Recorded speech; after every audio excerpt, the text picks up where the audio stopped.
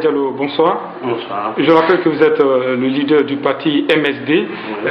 La grève des enseignants a débuté ce 12 février en Guinée, comme annoncé, disons comme prévu par le SLEG, le syndicat libre des enseignants et chercheurs de Guinée. Oui. Lundi déjà, on parle de 2 morts.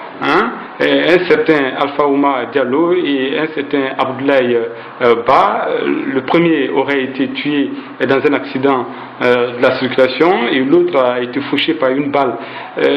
Vous, en tant que leader de parti politique, comment est-ce que vous appréhendez ces mouvements de grève qui ne finissent pas et qui ne font qu'endeuiller des familles en Guinée? En effet, vous savez, le dialogue social entre employeurs et employés est plus que nécessaire dans une société qui veut évoluer vers le bon sens. Vous voyez, ce dialogue-là est toujours rompu et le Guinéen est habitué à toujours contourner les obstacles. Rappelez-vous de l'insurrection de février 2017, quand les enseignants ont enclenché cette grève dure depuis ce temps-là. Ouais. Tout le temps on suspend pour reprendre, tout le temps on suspend pour reprendre. Le gouvernement est excessivement irresponsable parce qu'il n'arrive pas à régler de tout petits problèmes soulevés par les syndicats. C'est l'arrogance, l'insolence, la liberté. Et ça coûte la vie à des Guinéens. Bien sûr, mais cette arrogance. Qui suit les Guinéens? C'est le gouvernement. C'est pas les syndicats, c'est pas la population.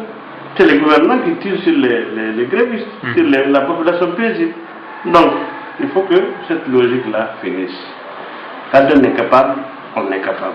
Il faut qu'il y ait un dialogue permanent et perpétuel entre travailleurs et employeurs. Ça, dans tout le peuple du monde, c'est comme ça. Nous soutenons cette grève et nous pensons qu'il faut régler les problèmes de fond. Il faut cesser les intimidations.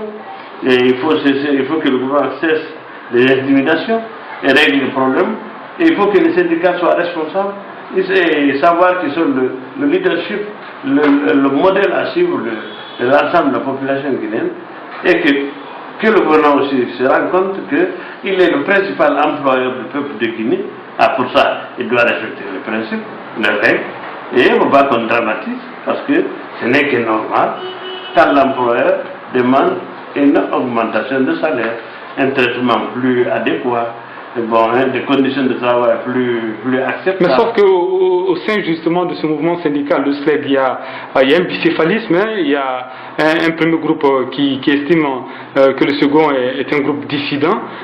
Donc au sein même de ce mouvement syndical, les différentes légitimités sont contestées.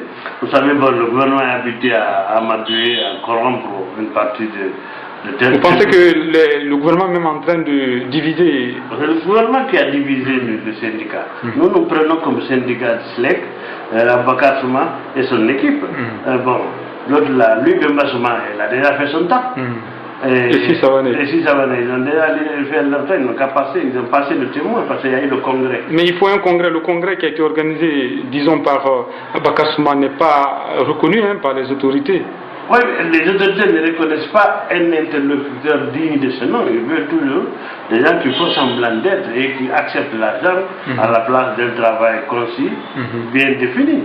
Ça se comprend. Donc, je pense que pour le salut de notre population, il faut que les partis politiques acceptent de faire leur travail. Il faut que les syndicats font leur travail pour créer une société politique dynamique capable d'engendrer une société civile professionnelle. Et ainsi de suite. Donc, c'est ce qu'il y a. Donc, pour vous, le gouvernement doit nécessairement négocier avec Bakar Souma? Absolument. C'est l'unique organe légal et légitime des enseignants. Sans ça, c'est pas possible. Docteur Abdoulaye Diallo, merci d'avoir répondu à nos questions. Merci à vous.